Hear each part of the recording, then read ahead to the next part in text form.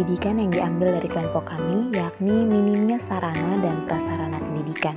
Sarana pendidikan mencangkup seluruh perlengkapan atau fasilitas, baik yang bersifat tetap maupun yang dapat dipindahkan, yang dibutuhkan dalam pelaksanaan kegiatan belajar mengajar agar tujuan pendidikan dapat dicapai secara efektif. Contohnya buku pelajaran, alat tulis, meja dan kursi, papan tulis, dan lain sebagainya. Sementara itu, prasarana pendidikan merujuk pada fasilitas pendukung yang tidak digunakan secara langsung dalam proses pembelajaran, namun memiliki peran penting dalam kelancaran kegiatan pendidikan. Contohnya, ruang kelas, perpustakaan, ruang UKS, ruang guru, lapangan olahraga, toilet atau WC, dan akses menuju sekolah.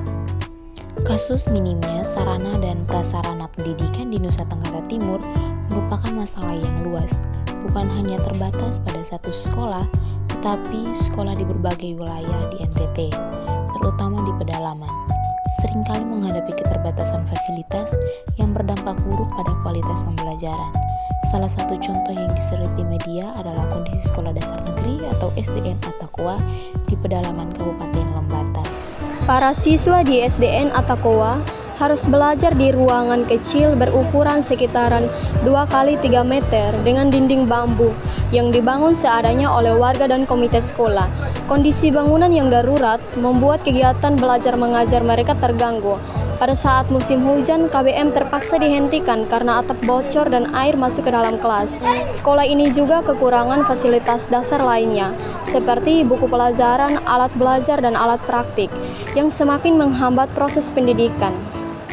Kondisi sarana dan prasarana yang tidak merata di daerah pedalaman menyebabkan sebagian besar pelajar tidak bisa menikmati akses pendidikan yang layak. Yang berikutnya, dampak minimnya sarana dan prasarana pendidikan. Yang pertama, dampak terhadap mutu pendidikan. Dampak terhadap mutu pendidikan yang pertama, kualitas pembelajaran terganggu. Yang kedua, kualitas guru menurun. Yang ketiga, kemampuan literasi rendah. Dampak terhadap peserta didik yang pertama, akses pendidikan tidak merata, motivasi belajar menurun, yang ketiga putus sekolah, dan keempat perkembangan potensi terhambat. Dampak lainnya yang pertama itu kesenjangan pendidikan, yang kedua rendahnya IPM atau Indeks Pembangunan Manusia.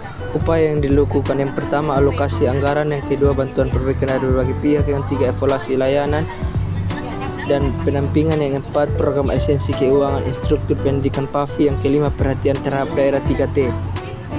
Kesimpulan yang dapat diambil dari permasalahan pendidikan tersebut adalah sarana dan prasarana pendidikan berperan penting dalam meningkatkan kualitas proses belajar siswa.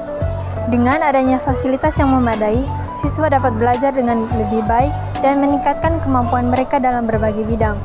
Oleh karena itu, penting bagi sekolah untuk memastikan bahwa semua fasilitas yang tersedia memenuhi standar yang ditetapkan dan dapat digunakan secara efektif untuk meningkatkan kualitas belajar siswa.